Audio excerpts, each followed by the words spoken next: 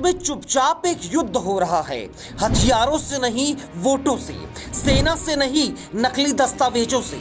और ये युद्ध है भारत की पहचान पर, भारत की सीमाओं पर, और दुश्मन है अवैध घुसपैठिए। हर साल हजारों लोग बांग्लादेश से हमारे देश में घुस जाते हैं।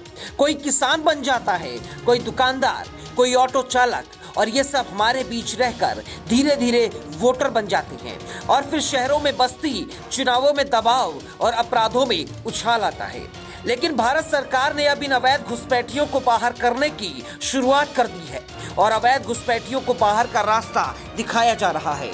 देश के कई राज्यों में कार्रवाई को तेज कर दिया गया है। उत्तर प्रदेश, राजस्थान, मध्य प्रदेश समेत कई राज्यों में अवैध घुसपैठियों पर नकेल कसी जा रही है और इनको देश के बाहर निकाला जा रहा है। और घुसपैठियों को बाहर करने में असम की हेमंता बिस्वा सरकार सबसे आगे है, क्योंकि असम से ही सबसे ज्यादा घुसपैठिए भारत आई हैं और असम ही वो राज्य है जहां पर कार्रवाई भी सबसे तेज हो रही है। यहाँ पर घुसपैठिया करार देकर लोगों को बांग्लादेश डिपोर्ट करने की असम सरकार की नीति के खिलाफ अब सुप्रीम कोर्ट में याचिका भी दाखिल की गई है, जिस पर सुप्रीम कोर्ट ने सुनवाई करने से इनकार कर दिया है। सुप्रीम कोर्ट ने कहा है कि याचिकाकर्ता हाई कोर्ट जाए।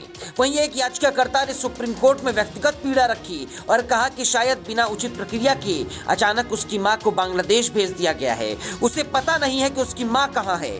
कोर्ट ने कहा इस याचिका पर अगले हफ्ते सुनवाई होगी।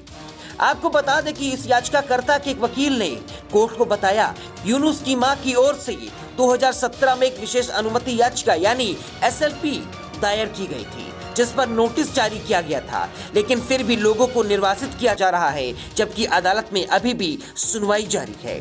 वहीं दूसरी तरफ पुलिस रिकॉर्ड्स बताते हैं कि अवैध घुसपैठिए सिर्फ काम नहीं करते हैं, गैंग्स बनाते हैं, ड्रग्स का धंधा चलाते हैं, फर्जी ID बनाते हैं और बदले में हमारे टैक्स के पैसों से स्कूल, राशन और अस्पताल की सारी सुविधाओं का लाभ उठाती है। जब से सरकार ने NRC लागू किया तब से हंगामा क्यों हो गया है? क्यों कुछ विशेष समूहों को दिक्कत होने लगी? क्यों कहा गया हम तो यहीं के हैं, कागज नहीं है, तो आखिर आप हैं कौन? दिक्कत उन लोगों को है जो पकड़े जाना नहीं चाहते हैं, जो घुसपैठिए हैं, अल्पसंख्यक, गरीब, मजलूम के नाम की चादर ओढ़े सो रही हैं। अवैध घुसपैठ केवल सुरक्षा का सवाल नहीं है, यह डेमोग्राफिक जिहाद भी है, यह वोट बैंक की साजिश है। और अगर हम अब भी नहीं चेते तो दिल्ली से लेकर गुवाहाटी तक पहचान बदल जाएगी। जो अवैध है उसे बाहर जाना होगा, चाहे वो किसी भी धर्म का हो, किसी भी जाति का हो। भारत माता पर कोई भी नाजायज बोझ नहीं चलेगा। वोटों के लिए देश को बिकने नहीं देंगे। कई राजनीतिक दल, कई वकील इन अवैध घुसपैठियों का पक्ष लेकर कोर्ट में इनकी पैरवी कर रही हैं, लेकिन सच तो ये है कि ये घुसपैठिए देश के बाहर जाएंगे, तभी देश की डेमोग्राफी बदलेगी और भारत की इकोनॉमी पर पड़ रहे एक्स्ट्रा बोझ को कम किया जा सकेगा। Bureau report, VK news. VK news, राष्ट्र के नाम।